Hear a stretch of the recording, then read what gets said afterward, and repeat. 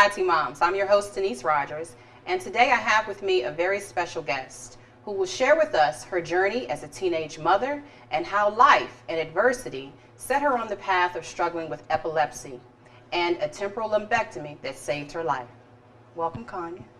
Thanks for having me, Denise. Tell us a little bit about your journey. You started off as a teenage mother. How old were you when you had your first child? I was 16 years old when I had my first daughter. And then you had a second daughter at age 20. At age 20, yes. I graduated high school on time and went into the private sector. Wonderful. And then I was advised to get a government job, so that's what I did. And 26 years later, here I am. Awesome, awesome. Now, somewhere along the lines, you have 2 children now, and I believe you're age 30. You start to experience some things, but prior to that, I think you were misdiagnosed. You found out later on that you were suffering from epilepsy, correct? Yes. Around age 27, I started experiencing some weird feelings and didn't know what they were. And then when I went to the doctors, they interpreted my diagnosis as panic attacks. Wow. So for 2 years I was treated for about 2 years I was treated for panic attacks, and that wasn't the case. And on my 30th birthday, I obviously had a seizure and ran into a tree. Wow. Now your children were in the car during this time. My children were in the car. Both my daughters was in the. How old were they? One was in the front seat, one was in the back seat. Wow. Now how old were they at this time? Probably 12 and 9. Now we talked about this. 12, probably been around 12 or something like that. My oldest probably was like 12, and the youngest one, probably near 9. 9 years old. They're 3 years apart. Yeah. We talked a little bit about it, and you felt something coming on while you were driving, and you said to them, it's happening. Yes. And we went into a tree. Now, you ended up in the hospital, obviously, from this accident. Actually, I didn't. You didn't? No, I didn't go to the hospital, so. Okay. Went home, and then I went to the doctors the next day. And that's when they ran some tests and realized that I was epileptic. Wow. They saw seizure activity with the EEG. Now, what hospital was this? There was no hospital. It was Kaiser Permanente. Kaiser was the one that diagnosed the epilepsy? Yes, their neurology department. Okay. Yes. Now, you ended up with a specific doctor who gave you some very important information. After all of the appointments with Kaiser and them giving me more medicine to control the seizures, that wasn't working. There was a nurse that suggested that I go see Dr. Samuel Potolicchio, the neurologist at GW Hospital. Wow. And that's who I ended up going to, and he did more testing and diagnosed me with scar tissue on the right temporal lobe that was causing the seizures. Okay. And after his diagnosis, he told me that I was a candidate for a temporal lobectomy. Which is not always done for people with epilepsy. No, it's just that that portion of my brain was scarred with tissue, and it was removable. So that's and this tissue was actually causing the seizures. It caused my brain. That portion of my brain was dead. Wow. And I was having 2 to 3 seizures a day. Okay. Now I want to ask a little bit about the symptoms that you were having originally, because there may be some people at home that are having some of these symptoms and not know that they're in trouble. What were some of the symptoms and feelings that you were having back when you were misdiagnosed? And then we'll catch up. Well, I had something that's called an aura, and it felt like a roller coaster ride. You know, when you're on the top of the rebel yell and you're about to go down, and that's how it felt at the pit of my stomach. Wow. Of course, I didn't know what it was, but everyone who witnessed a seizure would tell me what I would do, because a person who's having a seizure doesn't know what they're doing. Right. So I would notify them. I had a girlfriend tell me yesterday on the phone that we were on the telephone and I had a seizure. She said I told her I was about to have one, and she heard me, moan and things like that. So. Now, this is someone who you guys were talking about things that you used to do. Oh yeah. Oh yeah, It was pretty scary. It was scary, and I had attitude issues and things like that. And because that part of my brain was being affected, the hippocampus is what stores your information, and the amygdala is what processes your emotions. So by that part being dead, I mean, things just weren't connecting right. Connecting right for me at all. Okay. And after the surgery, the same way. It was a process. It was a process. Yeah, I was considered hell on wheels. Wow. Yeah, and I had to heal. But And you had family, you had love. I had to raise my children, 2 daughters that I had to raise, and I went back to work in 2 months after the surgery, though. Wow. And it's been 15 years since the surgery. Now, would you say you should have went back in 6 weeks? You think? Did you stay home? You said when we talked. The surgery was November 6, 2000. I was back at work February 2001. Wow. And I probably shouldn't have went, but I had to. But you have responsibilities. I had to take care of my children. I had to pay my bills. And as moms, we do that. It happens. I had to think about them. Not I all didn't of us think have about myself. options to, focus as much on us as we would like. We do what we can, but when you have that responsibility, and not only that, being a single mom, right? We have to cut corners sometimes to make things happen. Yep, it's always, you think about them first. And I had folks tell me, won't you go out on disability? Won't you, no, I wasn't claiming to be handicapped because I wasn't. And you still had that drive to live a good quality life. Yes. And be there for your kids. Had to. Yeah. Had to show them that mama got to keep moving. And I did. Yeah. Now tell us a little bit about what being home on recovery was like for you. Now I know you still had some things to go through. Physically, you had your family there with you. You had a lot of rest that you needed to take, I'm assuming, because of the type of surgery it was. Then you start to feel better. You get up, you go to work. You're still healing in that process as you're going home, going back to work, being a mom, taking care of others. What's going on with you physically? Actually, I was being taken care of. There's really nothing I could do at that point. I mean, I did go back to work, but like I said, it had a lot of attitude adjustment had to be made. Like I said,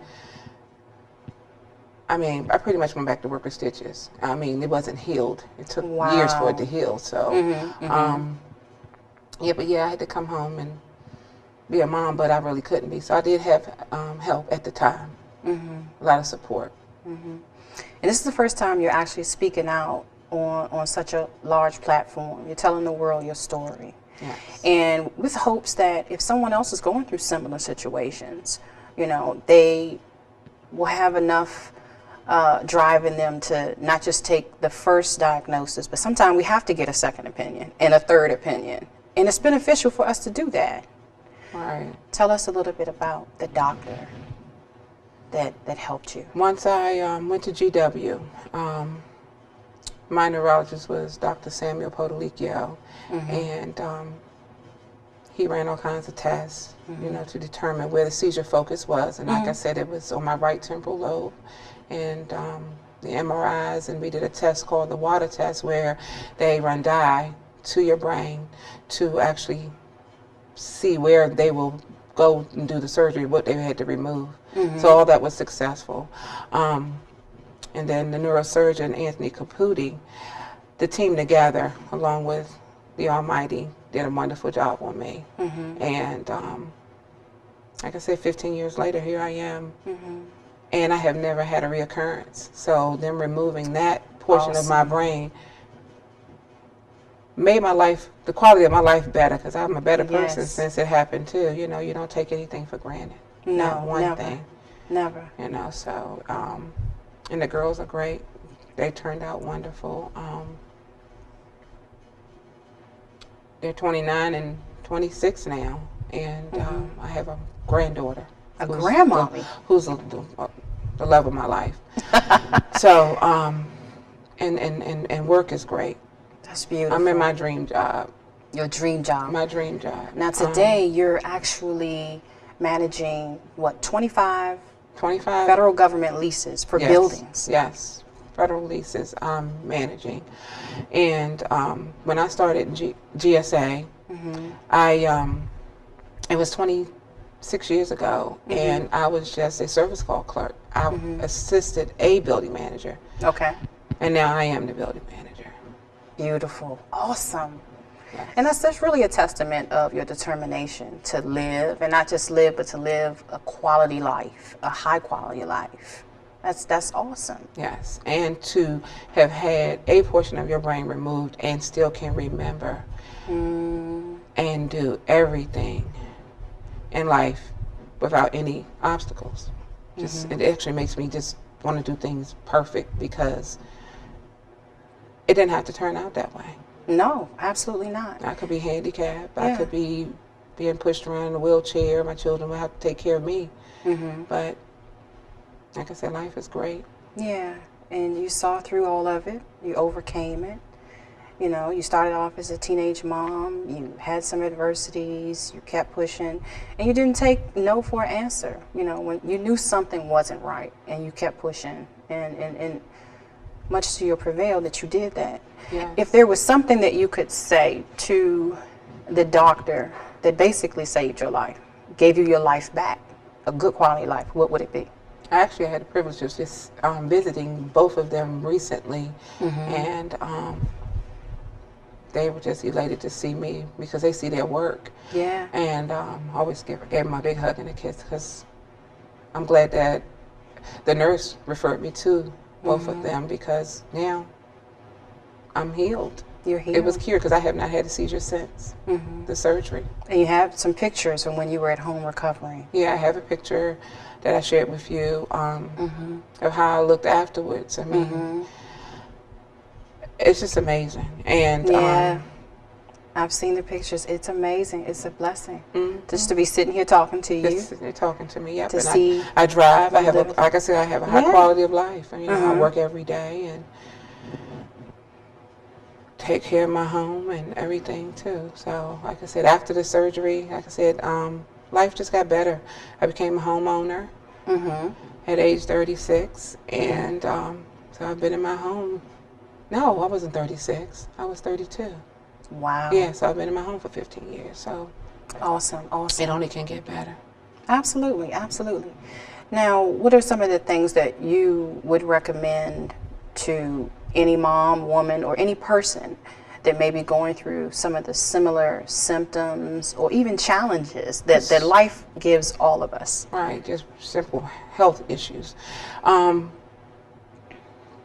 Pray. Always think positive. Yeah, that makes a difference in You how gotta we think perceive positive, yeah. things. And thinking positive also will give you the mindset that you need to continue through any type of adversity, because we all have them, and that's life. You always have a great outlook on whatever you're encountering. Be persistent and consistent. And especially with your children, show them that life doesn't have to be that hard, because actually my daughters actually told me they didn't see my struggle. Really? Yeah, how you not see my struggle? You don't realize the things that I've been through. And I'm glad. I guess that's a good thing that they didn't see my struggle. That's a good sign that you loved them, you encouraged them, you shielded them well. You did what you were supposed to do as a mom. Right. And the support of my mother and father and their other grandparents was implemental in me raising them and us being successful, because without them I wouldn't have been able to do it. Yeah, we talk a lot about support systems on the show, and I think as moms in general, we definitely need it. You know, we have family, extended family, you know, friends. We can't always do it all at all times, so support systems are very important. I want to ask you a little bit about what a day is like for you when you're at work, at your busiest, maybe the most intense. What is that like for you? A typical day for me in building management is, it could be anything. It's never a dull moment. I can have a tenant call me about being too cold. In the next hour, they can be too hot. There's a lot of projects going on, you know, construction projects. In the winter, we have snow removal. It's just an array of things in building management. I love my job You seem because to. customer service is my specialty. So everybody loves Kanye because I make sure things are done. We also have a lot of procurement things that we deal with, money-wise, you know, to get these things done. And like I said, I just love what I do as far as facilities management.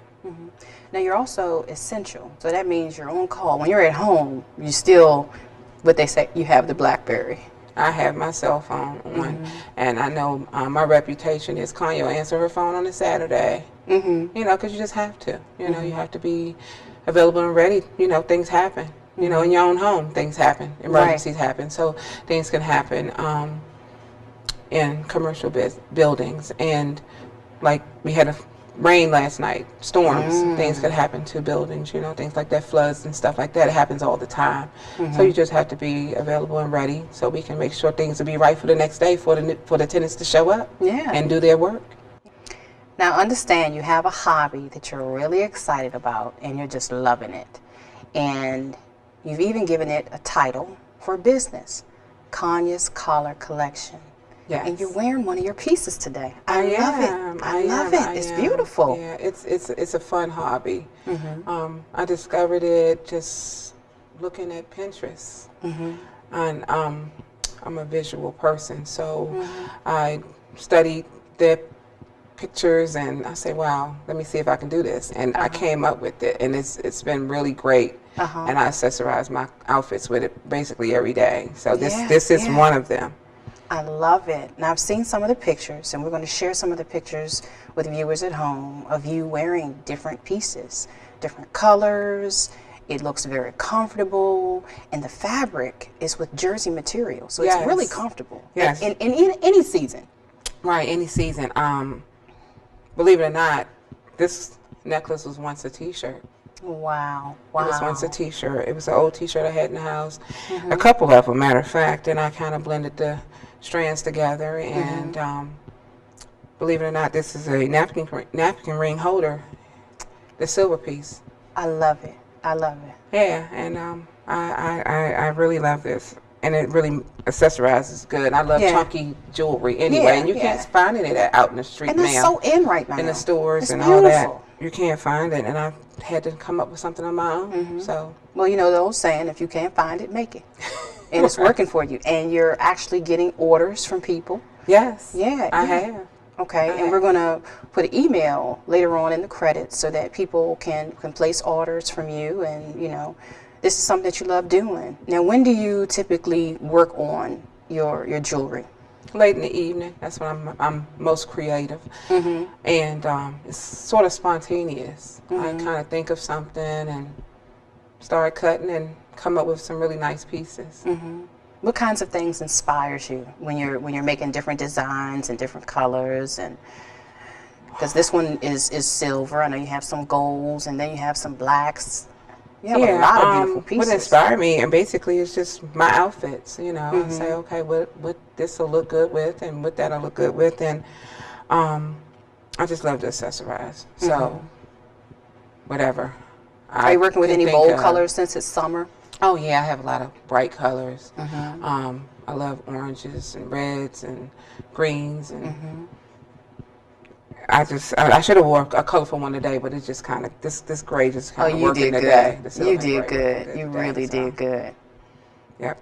And I'm going to expand the business with doing earrings and bracelets and hair accessories as well. Now you mentioned you're going to have a big coming out of your jewelry in the fall. Yes, I'm going to launch my fall collection in September.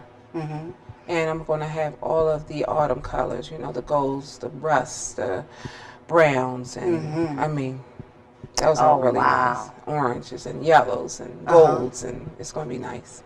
I'm so excited for you. I'm so excited for you. And I'll make sure you'll get one. Thank you. I can't wait to wear it. Now, also, one of the things I've noticed that's just blowing my mind, you have lost a lot of weight. You look amazing. What are you doing? Well, what I'm doing since November, I've taken on low carb diet. No sugar. It's your enemy. Okay. Yeah. Sugar is the enemy. So I'm 100% water. I will not drink anything other than water. I don't like drinking my calories. Yeah. Who wants I'd to rather waste eat calories? those. Okay. I want to eat them. Okay. I So, feel you. just living a low carb lifestyle, and since November I've lost 40 pounds. Wow. Wow. Yes, and I got 40 more to go. I'm not playing. I got to stay healthy. Because what I don't think I told you, the reason why the scar tissue developed on my brain is through sleep apnea. There was no Wow. oxygen to the brain when my neck was all fat. So that's what caused my brain to develop the scar tissue and killed that part of the brain because I could Wow. not get oxygen while I was asleep. Wow. So it was very important for us to trim down so we could be healthy and live a quality life. So I'm not going to let food kill me. I survived it, and I'm not going to allow it. So now I do a lot of walking, and I also do water aerobics. Okay. I enjoy that a lot, and just watch what I put in my mouth. As simple as that. How often are you walking? I tend to get up 3 times during the week and walk before I go to work. Just a little 2 miles, that's about it. Just 2 miles. And then on Saturdays and Sundays I meet a group of my high school classmates that graduated with. How fun is And we that? meet each other out at the track at 6 o'clock on Saturday and Sunday morning and Okay. walk and talk and have fun. And then the water aerobics. And water aerobics Thursday night. I'll do that tomorrow. That's exciting. That's exciting. Now you've been doing the walking and the water aerobics the entire time, or? The entire time, and I've actually been doing water aerobics for years. And but now that I'm cutting back with the food and all that, it's just helping with the weight loss. That's awesome. That's awesome. And you're feeling better. Feeling wonderful. No sleep apnea. No sleep apnea. Just enjoying life. Enjoying life. Yeah, I have tons of energy. I have to make myself go to sleep at night. Are you kidding? Really? Yes, yes, yes, yes. Life is great. And you're here to live it. Yes, yes. How yes. amazing is that? And I give it all thanks to our Almighty. Yeah, yeah. Well, I want to thank you for being on the show, being such an inspiration to everyone, viewers at home, women, men. You know, just want to ask you one last time, if you knew of anyone that may think that they are experiencing symptoms of a seizure, I want to be clear that they should definitely seek the physician's help. If they feel that something is not right, to get a second opinion. Right. You know, what are some of the things that you would say to them? Well, if they're not satisfied with the first diagnosis, you always go seek a second opinion. But definitely go get help. And if you were told to have the brain surgery, I was afraid at first, but I joined a support group. And okay. I'm still affiliated with the group. Now, Because what is if the name of the anybody- group? It's a epilepsy support group that's held at the GW facility, Okay. the Ambulatory Care Center, every second Monday of the month. So I'm Okay. still affiliated with the group, and if anybody wanted to talk to me so I can tell them my story so they can go through with it, because it's a successful surgery. And the doctors, Dr. Podalicchio and Dr. Samuel Caputi, I mean, you can't go wrong with them. They're Dynamic amazing. duo. They're going to make sure you're okay. That's wonderful. Well, thank you so much for coming on the show. What we're going to do, we're going to put a link in our credits for your email where people can contact you for your jewelry. And then we've also placed your physician's information and names, the hospital, and where they can also seek help if it's necessary. Yes. Thank you. Well, I'm Denise Rogers, again, your host for Society Moms. I want to thank you for tuning in this week, and remember to take care of you.